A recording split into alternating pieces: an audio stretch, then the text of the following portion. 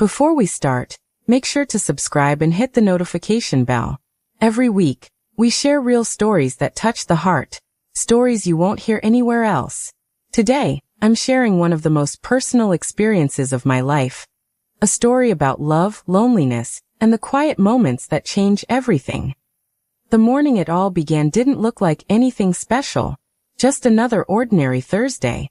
You know the kind, where the alarm goes off, coffee brews automatically, and life flows through you without a second thought. Sunlight spilled through the blinds, painting thin stripes of gold across my face.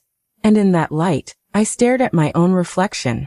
Tired, hollow, almost unfamiliar.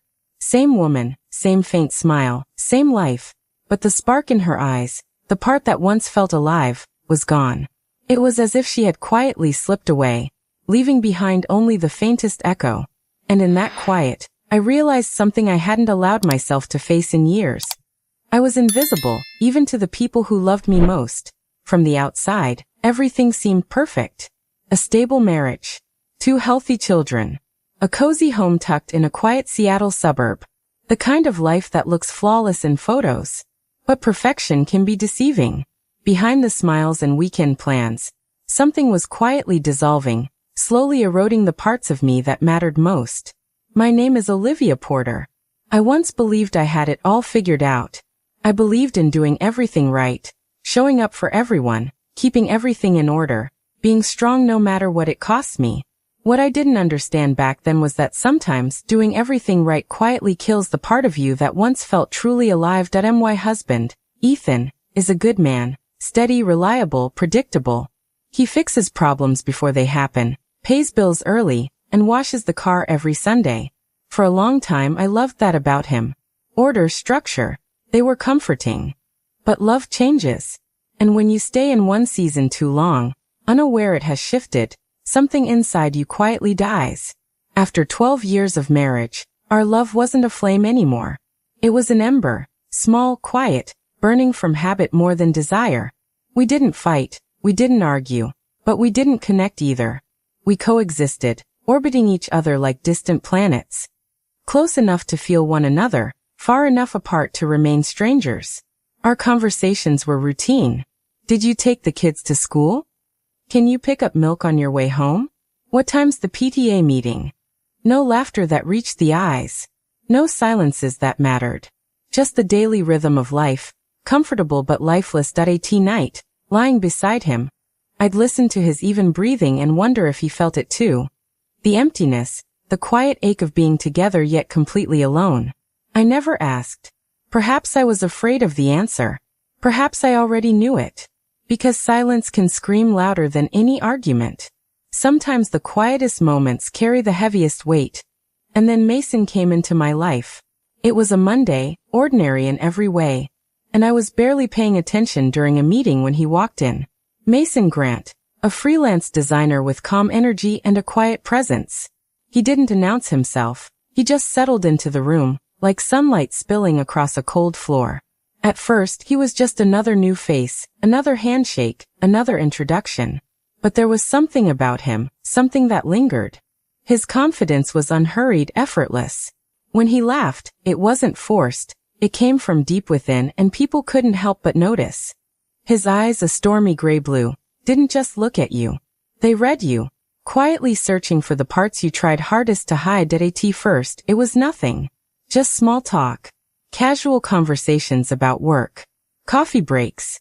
But beneath it all, something stirred. Something I hadn't felt in years. Not attraction, not yet. Something softer.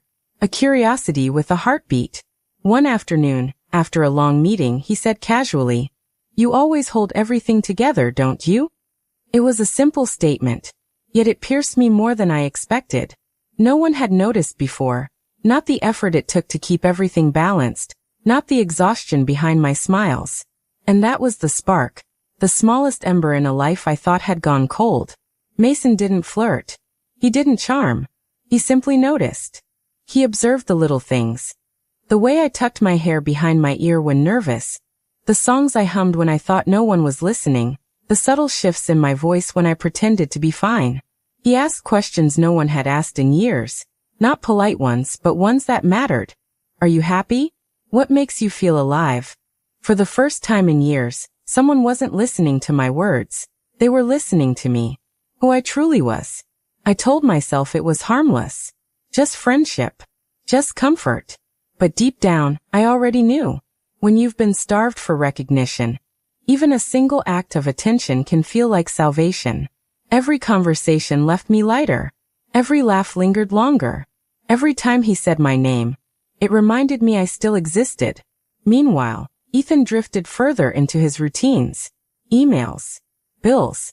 Screens that glowed brighter than the distance between us. Our home became functional, not alive. We were managing life, not living it. And then came the night that changed everything. The office had emptied. We stayed late, finishing a presentation. The hum of the air conditioner filled the silence.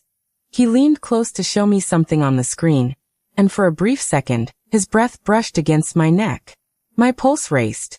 The air felt charged. In that suspended moment, I forgot how to breathe.